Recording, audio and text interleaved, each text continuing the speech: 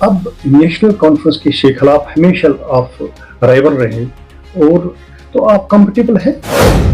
حکومت سازی کا الائنس نہیں ہے، وہ سیٹوں پہ قبضہ کرنے کا الائنس نہیں ہے، وہ یہاں کے لوگوں کو جن مصیبتوں میں وہ اس وقت مبتلا ہے ان مصیبتوں سے نکالنے کا الائنس۔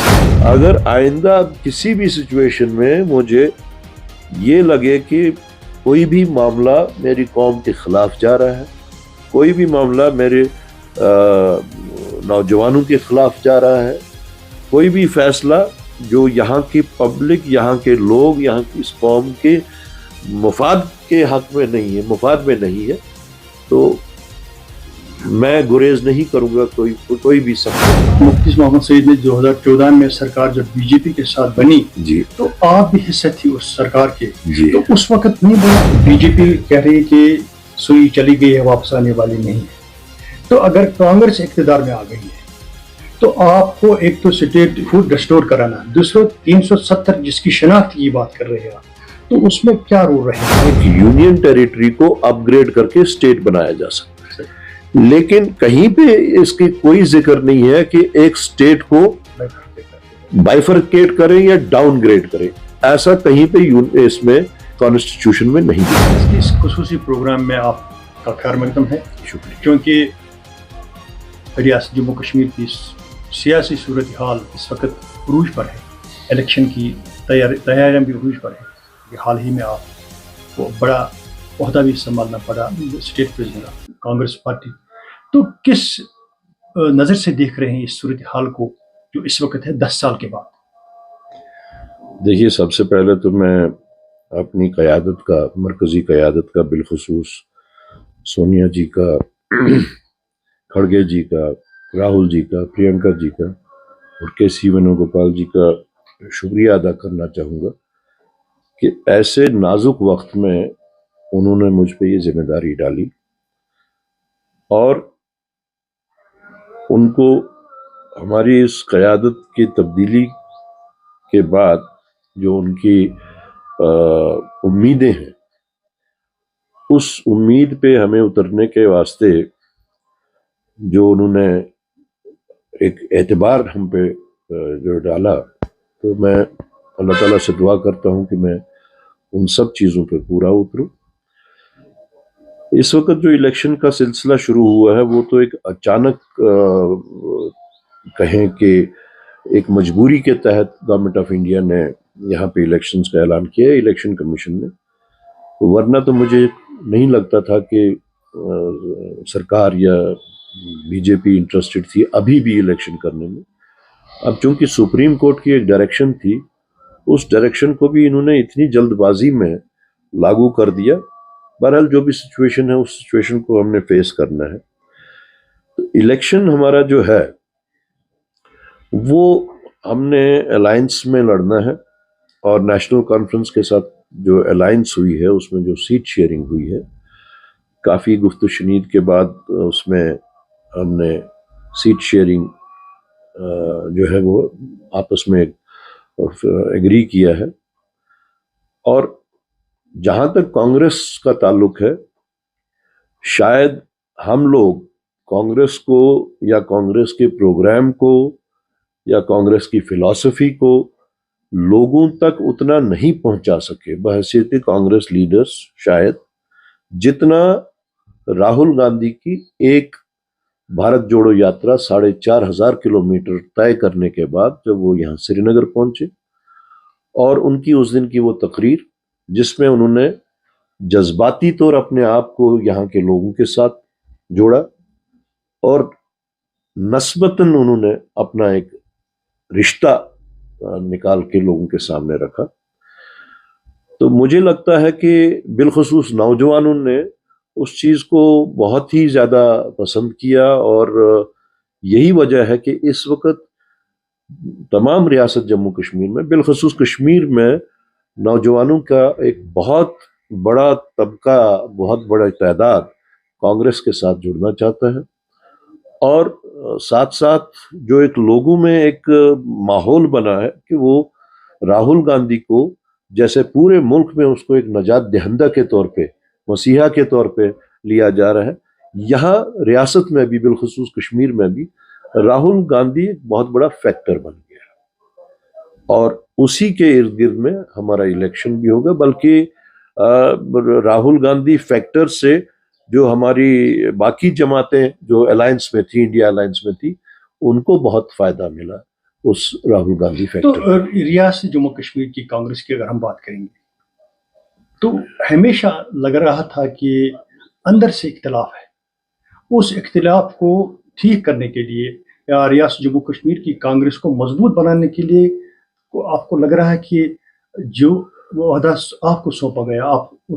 اس کو ٹھیک کرنے میں کتنا ایک تو دلچسپی لیں گے، تو دوسرا یہ ہے کہ جو اختلاف دور ہوں گے کس حد تک آپ کامیاب ہیں؟ دیکھیے، جہاں تک اختلافات کا تعلق ہے، کسی بھی جماعت میں جو ایک جمہوری جماعت ہوتی ہے، اختلافات جو ہے وہ ڈیموکریسی کی روح ہے اور ہر جماعت میں وہ اختلافات ہوتے ہیں، کسی میں کم کسی میں زیادہ. رہا سوال کہ مجھے جو یہ ذمہ داری سونپی گئی، وہ اختلافات اس سے کتنے دور ہوں گے مجھے تو ٹائم ہی نہیں ملا. 16 تاریخ کو اس کا اعلان ہوا، 17 تاریخ سے جو بھی پروسیس باقی سارا جو شروع ہوا، الائنس کے بارے میں بات چیت اور تنظیم سازی کا، تو اس وقت کوئی وقت نہیں ہے. اس وقت الیکشن سازی کا وقت ہے اور اس وقت ہے. اگر تو ویسے اختلافات ہیں، اگر تو ویسے کچھ دھڑے بندی ہیں، سب لوگوں کو ساتھ لے کے چلنے کی کوشش کرنی ہے، جو میں کر رہا ہوں. باقی تنظیم سازی تو ایک پروسیس ہے، ایک لمبا پروسیس ہے جس کا اس وقت موقع نہیں ہے. تو میں اس چیز کو پس پش ڈال کے، اس چیز کو یہ سمجھ کے کہ ان سب گروپس کو ہی ساتھ لے کے چلنے سے اس وقت ہماری کامیابی ہو سکتی ہے، اس کے اوپر اس وقت زیادہ زور دے. تو آج تک یہ تھا کہ کانگریس اور نیشنل کانفرنس یہ الگ الگ پلیٹ فارم پر علیحدہ لڑ رہے تھے، آپ یہ ایک الائنس کی صورت میں سامنے آ گئے ہیں. تو کس حد تک اس چیز کو آپ لوگوں تک پہنچائیں گے کہ ہم ایک ہی ہیں، جس بی جے پی کو روکنے کے لیے ہم نے یہ کیا ہے، آپ کس حد تک کامیاب ہو جائیں گے اس میں؟ جہاں تک نیشنل لیول کے الائنس کو دیکھا جائے، جو پارلیمنٹ کا الیکشن کے دوران میں الائنس ہوا تھا، وہ بھی ایک کمپلشن تھی، ایک نیشنل کمپلشن، کیونکہ لوگ چاہتے تھے ایسا. لوگوں میں یہ ایک احساس تھا کہ یہ جو anti B J P vote ہے، جو سیکولر ووٹ ہے، یہ بٹنا نہیں چاہیے. تو اس لوگوں کے پریشر کی وجہ سے، لوگوں کی خواہش اور چاہت کی وجہ سے وہ الائنس ہوا. اسی طرح یہاں جو ہے جموں کشمیر میں بھی ویسی ہی خواہش ہے، ویسی ہی ایک لوگوں میں ایک امید تھی کہ یہاں پہ بھی اینٹی بی جے پی جو فورسز ہیں، اینٹی بی جے پی جو طاقتیں ہیں، وہ اگر اکٹھے ملیں گی تو شاید زیادہ ایفیکٹولی ان کا مقابلہ کیا جا سکتا ہے. تو اگر دیکھا جائے تو بیسک ریزن یہی ہے کہ لوگوں کی خواہش تھی اور جس کے تحت ہم لوگوں نے ایک الائنس کو شکل دی. بی جے پی کے مینیفیسٹو اس میں تھا کہ یہ جو 370 یا 35 کو ہٹانا، مگر جموں کشمیر کے لوگوں کے ساتھ 60 سال یا 50 سال کانگریس نے اقتدار تھا. یہ جو شناخت کی بات آپ کر رہے ہیں، چاہے پرائم منسٹر ہو تو چیف منسٹر بنانا، صدر ریاست سپریم کورٹ ہو تو ہائی کورٹ بنانا، یا پرائم منسٹر ہو چیف منسٹر بنانا، یہ کانگریس نے کیا. ایروجن جو قانون کا کیا ہے، آئین کا کیا ہے، وہ کانگریس نے کیا ہے. تو بی جے پی کا الزام لگانا یہ غلط بات ہے. کیا کہیں گے اس پر؟ دیکھیے، آپ اس کو ان کے اینگل سے اگر اینالائز کریں گے تو لگے گا کہ وہ کچھ صحیح بات بول رہے ہیں. جہاں تک جموں کشمیر کے آئین کا تعلق ہے، کچھ بھی وہ لوگ کہتے رہے، لیکن آئین کا ڈھانچہ بدستور تھا.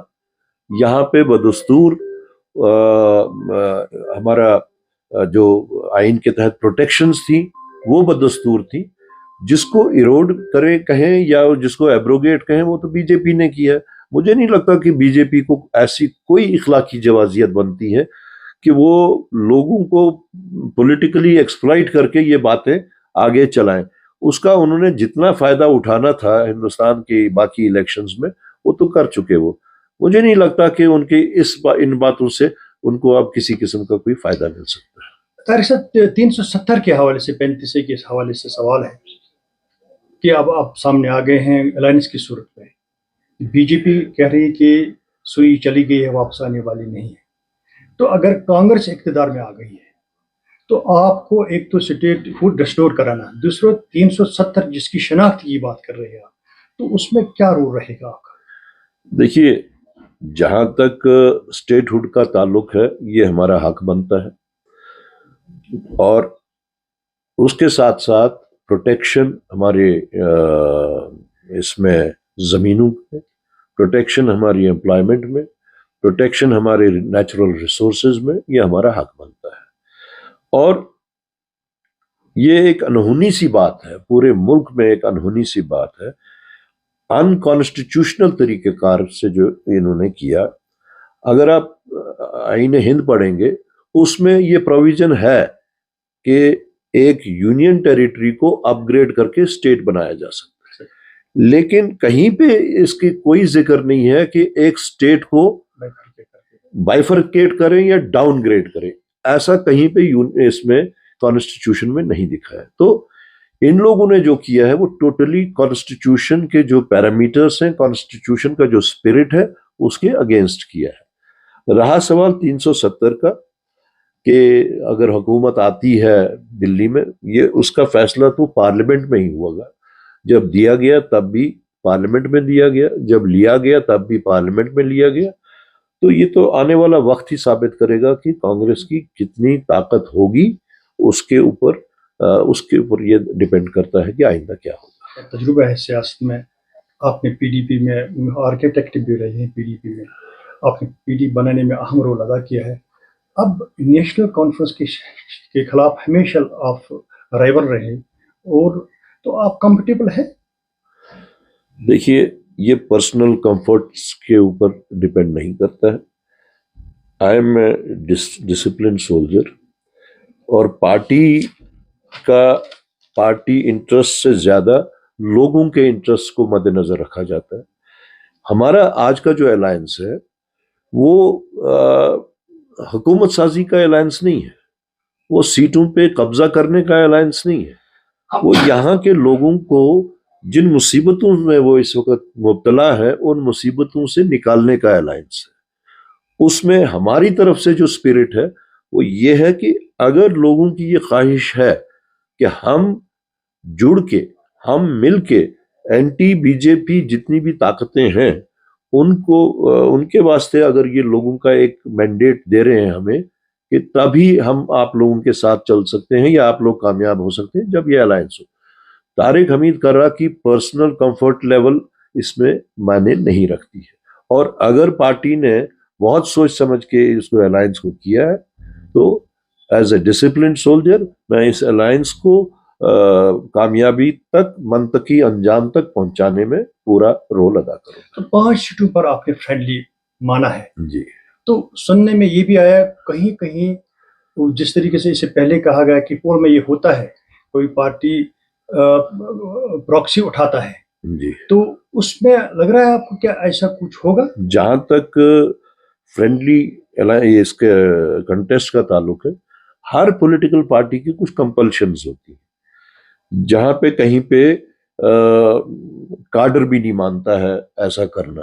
دیکھیے 5 سال 6 سال کاڈر ایک محنت کرتا ہے اسی امید میں کہ الیکٹورل پالیٹکس میں الٹیمیٹ کیا ہوتا ہے؟ الٹیمیٹ ہے آپ نے الیکشن لڑنا ہے، الیکشن لڑ کے جیتنا ہے، اس کی کوشش کرنی ہے. جب 5 سال 6 سال آپ محنت کرنے کے بعد میں اگر آپ کو پارٹی کا ڈائریکٹیو آتا ہے کہ نہیں یہ سیٹ آپ نے کنسیڈ کرنی ہے اپنے پارٹنر کے واسطے، تو ایسی فیلنگز ہو جاتی ہیں، ہر پولیٹیکل پارٹی میں ہوتی ہے. میں یہ نہیں کہوں گا کہ ہم میں ہے تو اگلوں میں نہیں ہے، ان میں بھی ہوگی. اسی طرح جب کوئی راستہ نہیں نکلتا ہے اس کو ریزالو کرنے میں، الائنس ہے یا آپ لڑیں گے یا میں لڑوں گا، لیکن اگر کوئی راستہ نہیں نکلتا ہے کسی ایک سائڈ کو یہ سیٹ چھوڑنے میں تو دونوں لوگ ایگری کرتے ہیں، اس کا پھر نام دیا ہے فرینڈلی الائنس. اور اسی فرینڈلی الائنس کے تحت میں جذبہ یہی ہے کہ گول ہے، ہدف ہے کہ ان کو ہرانا ہے. اب اس میں یہ ہے کہ اگر وہ ہمارے کانگریس کی حق میں آتی ہے تب بھی الائنس کے کھاتے میں ہے، اگر نیشنل کانفرنس کے حق میں آتی ہے تب بھی الائنس کے حق میں ہے. تو یہ اس وقت فرینڈلی ماحول جو میں یا فرینڈلی الائنس یہ کنٹیسٹ جو ہو رہا ہے یہ ایک جذبے کے تحت ہو رہا ہے, اس میں کوئی اِل ول نہیں ہے.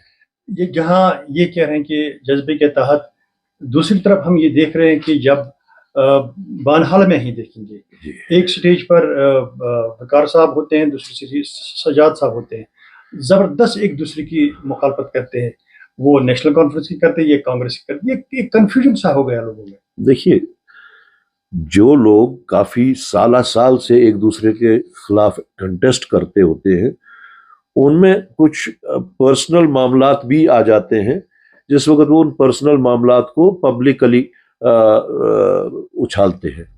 میرا نہیں خیال کہ یہ ایک اچھی روش ہے کہ جہاں پہ آپ پبلک انٹرسٹ کے اوپر آپ اس کا پارٹی انٹرسٹ کو ترجیح دیں.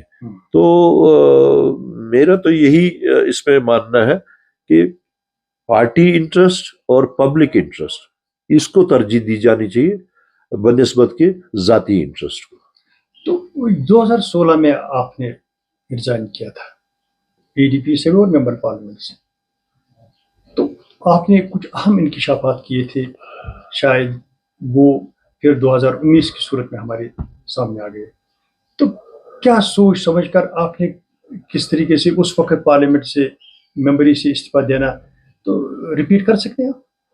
یہ سب سے پہلے تو میں یہ کہوں کہ میں کوئی نجومی تو ہوں نہیں کہ میں نے علم نجوم سے یہ دیکھا کہ اگر میں ریزائن کروں گا اور آگے کیا ہوگا کیا نہیں ہوگا. میں نے جو ریزائن کیا اپنی ضمیر کی آواز کے مطابق کیا, اور یہاں کے آگے آنے والے حالات پہ اگر میری نظر تھی اس کو اپنی دانست کے مطابق میں نے ریزائن کیا. اور میں نے ایک راستہ دکھایا تھا اس وقت تمام الیکٹڈ ممبرز کو کہ اگر وہ لوگ بھی اپنے کانشنس کے حساب سے اس فیصلے میرے فیصلے کو فالو کرتے تو شاید جس سچویشن میں ہم آج پھنسے ہوئے ہیں اس سچویشن میں نہ ہوتے. اگر اس وقت بھی میرے فیصلے کو فالو کرتے ہوئے 8-10 ایم ایل اے صاحبان نے یا کسی ایک ایم پی نے ریزائن کیا ہوتا تو یہاں پہ ایک کانسٹیٹیوشنل کرائسس کریٹ ہو گئی ہوتی. اس کانسٹیٹیوشنل کرائسس کا یہ نتیجہ نکلتا کہ شاید نئے الیکشن کرنے پڑتے اور اس میں ہم شاید بی جے پی کو اسی سٹیج پہ وائپ آؤٹ کر دیتے. بہرحال لوگوں نے الیکٹڈ ممبرز نے اس وقت میرے سٹیپ کو پولیٹیکل سیاسی خودکشی کا نام دیا, اور چلیے وہ خودکشی میں نے ان کے مطابق جو کی. اگر آئندہ کسی بھی سچویشن میں مجھے یہ لگے کہ کوئی بھی معاملہ میری قوم کے خلاف جا رہا ہے, کوئی بھی معاملہ میرے نوجوانوں کے خلاف جا رہا ہے, کوئی بھی فیصلہ جو یہاں کی پبلک, یہاں کے لوگ, یہاں کی اس قوم کے مفاد کے حق میں نہیں ہے, مفاد میں نہیں ہے, تو میں گریز نہیں کروں گا کوئی بھی سخت قدم. آپ بھی حصہ تھے جب مفتی صاحب نے سرکار بنائی ہے بی جے پی کے ساتھ. جی مفتی محمد سعید نے 2014 میں سرکار جب بی جے پی کے ساتھ بنی جی تو آپ بھی حصہ تھی اس سرکار کے, جی. تو اس وقت نہیں بولا آپ نے؟ دیکھیے کچھ باتیں ایسی ہوتی ہیں جس کو ہم پولیٹیکل لینگویج میں بیک روم ورکنگ کہتے ہیں. کچھ باتیں ایسی ہیں جو پبلک پرسیپشن میں, پبلک ڈومین میں آتی ہیں. تو میرا اس بارے میں جو ویو رہا ہے ہمیشہ سے وہی ویو رہا ہے جو آج پبلک کے سامنے ہے. جو بیک روم سٹینڈ تھا وہ بھی وہی تھا, جو اس وقت پبلک کے سامنے ہے وہ بھی وہی ہے. لیکن میں آپ سے اس سوال کو کاؤنٹر کوشچن کرتا ہوں. آپ ایک مکان بناتے ہیں, گھر بناتے ہیں, اور بہت شوق سے, بہت پیار سے آپ نے وہ مکان جو ہے وہ منطقی انجام تک پہنچا اور آپ اس میں بسنے گھس گئے. خدا نہ کرے اچانک اس میں آگ لگ جاتی ہے. آپ کی سب سے پہلے کوشش کیا ہوتی ہے کہ جو بھی ویلیویبلز اندر ہیں پہلے اپنی جان بچانے کی کوشش کریں گے, پھر ویلیویبلز بچانے کی کوشش کریں گے, لیکن کوشش ضرور کریں گے.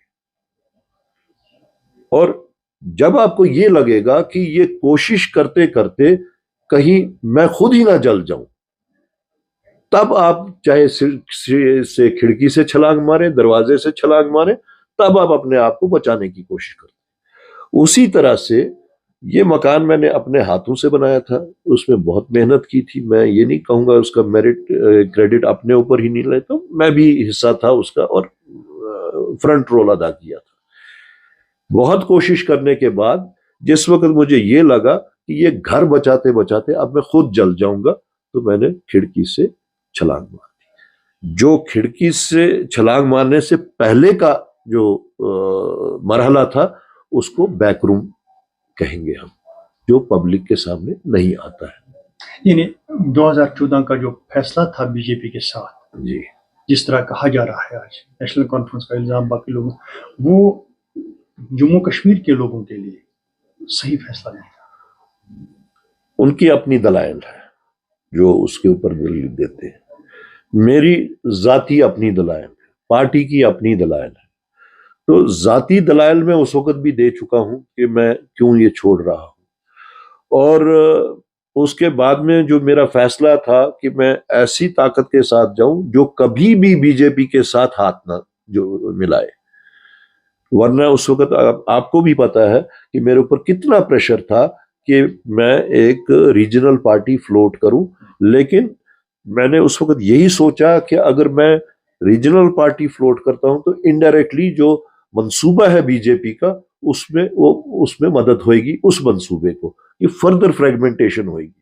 اس فردر فریگمنٹیشن سے بچنے کے واسطے میں نے یہ فیصلہ لیا کہ میں اس طاقت کے ساتھ، اس فورس کے ساتھ جاؤں جو سیکولر فورس ہے، جو اینٹی بی جے پی ہے، اور جو کسی بھی صورت میں بی جے پی کے ساتھ کبھی بھی ہاتھ نہیں ملائے گی، اور وہ کانگریس پارٹی ہے، اور اسی فیصلے کے تحت میں چل رہا ہوں۔ آپ یہ آئی سی سی کے ممبر بھی ہیں اور جنوبی اسٹیٹ کے، تو غلام نبی آزاد کا ایک الزام ہے، وہ یہ ہے کہ میں کئی بار سونیا جی سے، راہل جی سے مل چکا ہوں اور ان سے بولا کہ آپ ٹویٹر پر پارٹی نہیں چلے گی، اب باہر نکلو، اس لیے میں نے علیحدہ نکل کے اپنی پارٹی بنائی۔ تو کیا کہیں گے اس پر؟ سب سے پہلے تو یہ ایک کلوز چیپٹر ہے، اس کے اوپر اب پبلک ڈبیٹ کرنا میرے لیے جائز نہیں ہے، بالخصوص جب میں یہاں کی قیادت میرے ہاتھوں میں، میرے لیے جائز نہیں بنتا۔ آزاد صاحب کانگریس میں ایک اونچے قد کے لیڈر تھے، میں اتنا ہی کہوں گا۔ ان کے اختلافات ہوئے پارٹی سے، اختلافات ہونے کے بعد جب انہیں لگا کہ اب میں ان اختلافات کے تحت ہوتے ہوئے میں پارٹی میں نہیں رہ سکتا، تو چھوڑ دیا۔ تو میرے واسطے یہ کلوز چیپٹر ہے، اور مجھے شاید ان چیزوں پہ رائے زنی نہیں کرنی چاہیے۔ کچھ لوگوں کا یہ بھی ماننا ہے کہ جو ووٹ ڈویژن، ووٹ کو ڈیوائڈ کرنے کے لیے آزاد صاحب بیچ میں آ گئے ہیں، وہی اسی لیے وہ ایک پبلک پرسیپشن ہے، اور جہاں تک پرفارمنس کا تعلق ہے، پرسیپشن تو وہ ہے کہ یہ ووٹ ڈیوائڈ کرنے کے واسطے میدان میں ڈالے گئے تھے، لیکن جہاں تک پرفارمنس کا تعلق ہے، اگر ویسا اس اینگل سے دیکھیں تو وہ تو پرفارم نہیں کر پائے۔ جو ایکسپیکٹیشن تھی، جو لوگوں کا پرسیپشن تھا کہ ڈویژن کے واسطے، اس لیول کا تو وہ پرفارم بھی نہیں کر پائے۔ تو سر آپ کو لگ رہا ہے کہ جس طریقے آپ کہہ رہے ہیں کہ یہ آئیڈینٹی بچانے کی جو یہ آج الیکشن ہے، یہ تشخص کا سوال ہے، یہ ڈرین بجلی پانی کا سوال نہیں، کیونکہ ایل جی سرکار تو خود کرتے ہو، یہ تشخص کو بچانے کا سوال ہے، کیونکہ 100 سال تک ہمیں یہ دیکھنا پڑے گا۔ تو کیا روڈ میپ ہے، کیا حکمت عملی ہے آپ کے پاس اس کو بچانے کے لیے؟ اب جو چلا تھا ہمارے پاس تو چلا گیا۔ میرا یہ ماننا ہے کہ آج کا الیکشن کوئی نارمل الیکشن نہیں ہے۔ ہم پرانی جتنی بھی وارداتیں ہوئے ہیں ان کو چھوڑ کے اگر اس وقت سے ہم سوچنا شروع کریں، اگر اس وقت ہم نے کوئی غلطی کی، اگر اس وقت بھی لوگوں نے صحیح طریقے سے سوچا نہیں، ذاتی معاملات کو چھوڑ کے، علاقائی معاملات کو چھوڑ کے قومی معاملات کے اوپر اگر غور نہیں کیا، تو آنے والے 100 سالوں تک، یہ میرا ماننا ہے، ہم لوگ نہیں ہوں گے۔ آنے والے 100 سالوں تک اس کا اثر رہے گا یہاں پہ، اور برا اثر ہوگا، اور آنے والی نسلیں ہمیں بددعائیں دیں گی، ہمیں کوسیں گی کہ ہم نے صحیح وقت پہ صحیح قدم کیوں نہیں اٹھایا یا صحیح فیصلہ کیوں نہیں اٹھایا۔ مسئلہ یہ نہیں ہے کہ ہمارے بی جے پی کے ساتھ کوئی ذاتی کوئی جھگڑا تو ہے نہیں، مسئلہ ہے جس طرح کہتے ہیں کہ politics is battle of ideas, اس میں جو بی جے پی کی لائن ہے، ہم بحیثیت کشمیری، بحیثیت جموں کشمیر کے باشندے، بحیثیت ایک قومی آئیڈینٹی کے سب نیشنل آئیڈینٹی ہے ہماری، جب بنگال کی سب نیشنل آئیڈینٹی ہو سکتی ہے، جب مہاراشٹرین کی ایک سب نیشنل آئیڈینٹی ہو سکتی ہے، تو کشمیریوں کی بھی ایک سب نیشنل آئیڈینٹی ہے، ڈوگرا کی ایک سب نیشنل آئیڈینٹی ہے۔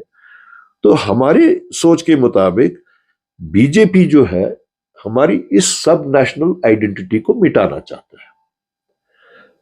وہ کس طرح سے مٹانا چاہتا ہے، اس کا ان کے پاس باضابطہ ایک خاکہ ہے، جس کو انہوں نے وہ اپنا چاہے ایجنڈا کہیں، منشور کہیں، اور کھل کے بول رہے ہیں وہ کہ ہم نے کشمیر کی آئیڈینٹی ختم کرنی ہے، کھل کے انہوں نے بولا۔ اب ہم ان لوگ نہ سمجھیں وہ الگ بات ہے۔ انہوں نے ہر رنگ میں جموں کی الگ، کشمیر کی الگ آئیڈینٹی کو اپنے اپنے رنگ سے للکارا کہیں یا بگاڑا کہیں، جو بھی کچھ ہے وہ کر لیا انہوں نے۔ آج ہمیں ایک موقع مل رہا ہے کہ ہم ان کے اس ایجنڈا کو، ان کے اس پروگرام کو فردر آگے چلنے سے روک سکیں۔ ایسا تو نہیں ہے کہ اگر بی جے پی یہاں پہ سرکار نہیں بنائے گی تو ان کا ایجنڈا ختم ہوئے گا، نہیں، مگر یہ ہوگا کہ جو ان کے خطرناک عزائم ہیں، ان عزائم کو جس سٹیج پہ اس وقت وہ ہے، جہاں پہ انہوں نے جموں کشمیر کو لا کے کھڑا کر دیا ہے، اس سے آگے کی تباہی سے بچا سکتے ہیں، اور پھر آہستہ آہستہ ری بلڈ کر سکتے ہیں۔ کوئی چیز جو ہے یہ at the push of button نہیں ہے، نہ ہی 370 ان نے پش آف بٹن سے ہٹایا، نہ ہی وہ ریسٹور ہوگا پش آف بٹن سے، لیکن کم سے کم ری بلڈنگ کا ایک موقع ملے گا ہم لوگوں کو، بحیثیت قوم، بحیثیت ایک سب نیشنل آئیڈینٹی، اس کو ریسٹور کر لے۔ جماعت اسلامی بھی میدان میں آ گئی، کیونکہ پچھلے 32 سال سے انہوں نے الیکشن میں حصہ نہیں لیا، اب وہ بھی آ رہے، تو کس نظر سے دیکھتے ہیں اس چیز کو؟ دیکھیے، ہم تو ایک جمہوری نظام میں رہتے ہیں، اور جمہوریت کا ہم ڈھول بھی بجاتے ہیں، اور جمہوری قدروں کو وہ مد نظر رکھیں، اگر ہم جمہوری تقاضا یہ ہے کہ آپ کو ووٹ دینا ہے، یہ بھی آپ کا فرض بنتا ہے یا حق بنتا ہے، آپ کو الیکشن لڑنا ہے، یہ بھی آپ کا حق بنتا ہے، یہ بھی آپ کا فرض بنتا ہے۔ جموں کشمیر میں بہت ساری ایسے لوگ ہیں، بہت سارے ایسے طبقے تھے جو کبھی الیکشن سازی کا حصہ رہے، کبھی نہیں رہے، لیکن کسی بھی شخص کو الیکشن میں، چاہے وہ کبھی اس سے باہر رہے یا دوبارہ آئے، وہ ان کا حق بنتا ہے۔ اس کو آپ کوئی بھی نام دے دیجئے، جماعت اسلامی کا دے دیجئے، کسی اور کا نام دے دیجئے، ان کا وہ ایک جمہوری حق ہے، بحیثیت جموں کشمیر کے باشندے کے، وہ ہر ایک کا حق بنتا ہے کہ آپ لڑ بھی سکتے ہیں، لڑا بھی سکتے ہیں۔ تو اگر اس میں وہ اترتے، مجھے نہیں کوئی اس میں کوئی اعتراض لگتا، کہ یا کسی کو اگر اعتراض ہے، بلکہ ان کو تو میرے خیال میں خوش ہونا چاہیے کہ جو طبقہ آئین ہند کو کل تک چیلنج کرتا تھا، جو طبقہ آئین ہند سے ہٹ کے اپنے آپ کو پروجیکٹ یا پیش کرتا تھا، آج وہ بھی اگر اس میں دائرے میں آگے ہیں، تو کوئی اعتراض تو نہیں ہونا چاہیے۔ الائنس کے حوالے سے حال ہی میں محبوبہ مفتی کا ایک بیان آیا ہے، جی، تو انہوں نے کہا کہ ہماری مدد کے بغیر، ہماری سیٹوں کے بغیر یہ الائنس نہیں بنے گی، یعنی نیشنل کانفرنس اور کانگریس، کیا کہیں؟ جہاں تک آنے والے الیکشن کا تعلق ہے، اس میں کوئی بھی پارٹی یہ کلیم نہیں کر سکتی کہ ہم اپنے بل بوتے پہ سرکار بنائیں گے۔ ہمارا جہاں تک الائنس ہے نیشنل کانفرنس کے ساتھ، وہ it's a larger alliance partner ہمارے ساتھ، لیکن وہ بھی اس چیز کا दावा नहीं कर सकते अभी से कि हम अपने बलबूते पे इतनी सीटें हासिल करके लड़ेंगे। ये बहुत ही ज्यादा क्लोज कंपटीशन है। तो अगर कोई भी, अगर कल को हम भी ये बात कहें कि हमारी मदद के बगैर कोई सरकार नहीं बना सकता, तो कोई गलत बात हम भी नहीं कहेंगे। अगर उन्होंने कही तो वो तो उनके अपना अपना वो असेसमेंट होगी कि वो कितनी सीटें जीत के आ रहे हैं, और फिर आंकड़ों की बुनियाद पे वो देख सकते हैं, कैलकुलेट किया होगा कि सीटें सरकार बनाने में हमें इतनी सीटें जरूरत है और हमारी इतनी है, बाकी लोग जो है उनकी इतनी है, तो कैलकुलेशन में उनको लगता होगा कि हमारे बगैर नहीं बन सकती, तो उनकी कैलकुलेशन है वो। आखिर पर पिछले 10 साल से हम देख रहे थे कि नेशनल कांग्रेस का जवाल पूरे मुल्क में देखने में आ रहा था कि बिल्कुल निकल रहे थे लोग। तो हाल ही में जो दिखने में आया, ये खासकर पद यात्रा के बाद राहुल गांधी की, उसके बाद लग रहा है कि फिर से जिस तरह अपोजिशन देख रहे हैं हम पार्लियामेंट में, तो कोई खास इन 10 साल के बाद कोई जो कुछ स्ट्रेटजी जो हुई है, तो उस वजह से 10 साल के बाद कांग्रेस वापस आ गई, या बीजेपी की पॉलिसियों की वजह से? मैंने आपको शुरू में ही कहा था जम्मू कश्मीर के हवाले से कि अगर हम लोग, हो सकता है हम लोग फेल हो गए हों अपने पर्सनल अटेम्प्ट्स में या पर्सनल एफर्ट्स में as leaders of Congress party, लेकिन राहुल गांधी की जो यात्रा रही उसकी वजह से वो सारा माहौल जो है वो बदल गया और पॉजिटिवली बदला, और राहुल गांधी एक लीडर के तौर पे इमर्ज हुए, बावजूद इसके कि 12,000 13,000 कोई कहते हैं 20,000 करोड़ रुपया बीजेपी ने खर्च किया राहुल गांधी को डिमीन करने के वास्ते, उसकी पोजीशन को, उसको मौकरी करते थे, मजाक उड़ाते थे, ये सब उनका जाया हो गया राहुल गांधी की एक यात्रा से। अब उस यात्रा के दौरान उन्होंने हजारों और लाखों लोगों से नहीं बल्कि करोड़ों लोगों से राब्ता, उनका 1-to-1 राब्ता हुआ। उन्होंने लोगों की मुश्किलात को सोचा, देखा, समझा। अगर आप pre independence day independence days की तरफ नजर दौड़ाएं तो उन दिनों में महात्मा गांधी ने भी वो पहले वो सारा हिंदुस्तान देखा, सारे हिंदुस्तान के लोगों की मुश्किलात देखी, वो समझी, फिर उनकी रिप्रेजेंटेशन की। बराबर उन्हीं लाइंस पे आज राहुल गांधी ने भी पूरे हिंदुस्तान का चक्कर करके अभी 2 यात्राएं वो कर चुके हैं, और he has emerged as a saviour, नजात दहिंदा के तौर पे वो लोगों के सामने पेश, उनके दिलों में वो बस गए हैं बतौर नजात दहिंदा। आज कोई भी गिरा हुआ तबका हो, कमजोर तबका हो, स्ट्राइकिंग तबका हो, प्रोटेस्टिंग तबका हो, जिनके साथ जिनको लगता है कि हमारे साथ नाइंसाफी हो रही है, वो रुजू करते हैं राहुल गांधी की तरफ, या राहुल गांधी उनके साथ रुजू करते हैं। तो ये उनका एक जो उनकी मेहनत है उससे एक फील गुड फैक्टर क्रिएट हो गया है राहुल गांधी के लिए।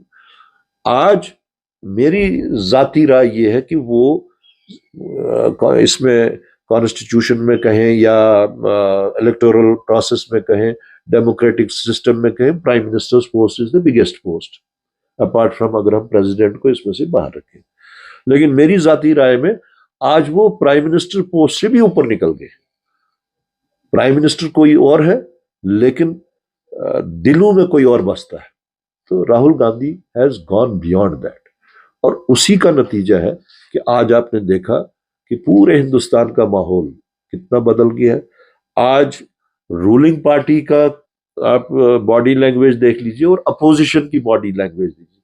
आज मेरे ख्याल में बीजेपी हुकूमत नहीं चला रही, मेरे ख्याल में आज कांग्रेस हुकूमत चला रही है। कैसे? जो भी इश्यूज है जिसके वास्ते हुकूमत बनाई जाती है वो तो उससे बिल्कुल इनहराफ कर रहे हैं।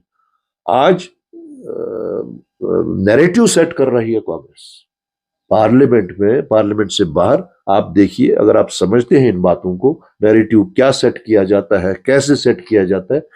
The entire narrative of Indian polity is being set bye Rahul Gandhi today.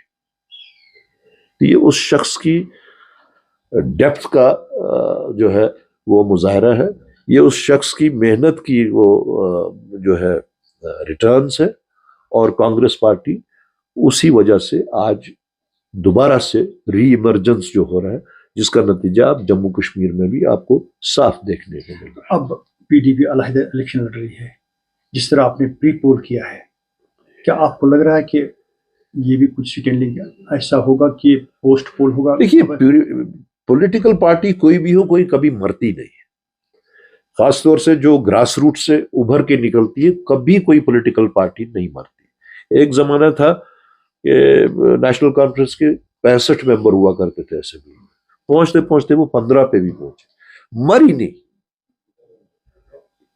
ہو سکتا ہے کچھ لوگوں کا یہ مقصد ہو کہ نیشنل کانفرنس ختم ہو جانی چاہیے، نہیں ختم ہوئی۔ اسی طرح ہو سکتا ہے کچھ لوگوں کی مرضی تھی کہ پی ڈی پی ختم ہو جانی چاہیے، نہیں ختم ہوئی۔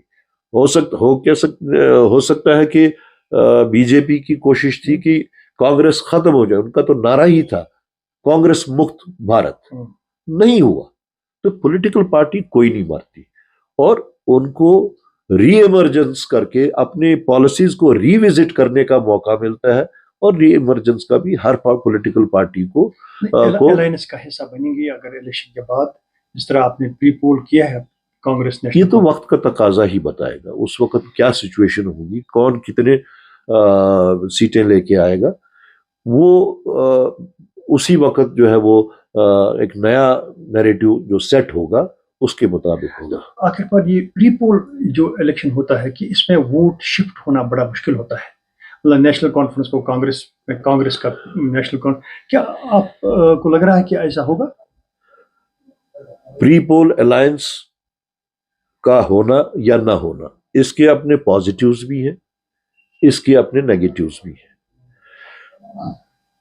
اس سٹیج تک پہنچنا جہاں پہ پوسٹ پول کیا جائے، پری پول کا ہونا بہت ضروری ہوتا ہے۔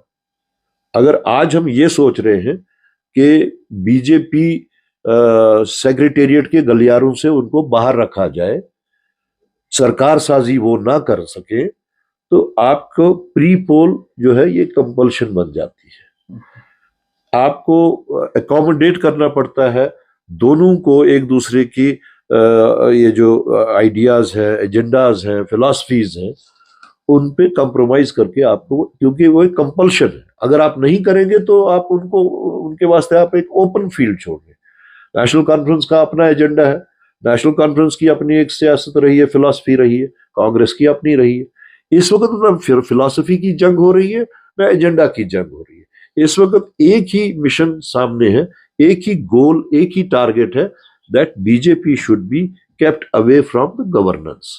تو اس کے تحت پری پول بھی ایک طریقہ کار ہے، پوسٹ پول بھی ایک طریقہ کار ہے، اور وہ سچویشن کب کیسی ایمرج ہوگی اس کے مطابق فیصلہ ہو سکتا ہے۔ بات کرنے کے لیے بہت بہت شکریہ۔ شکریہ۔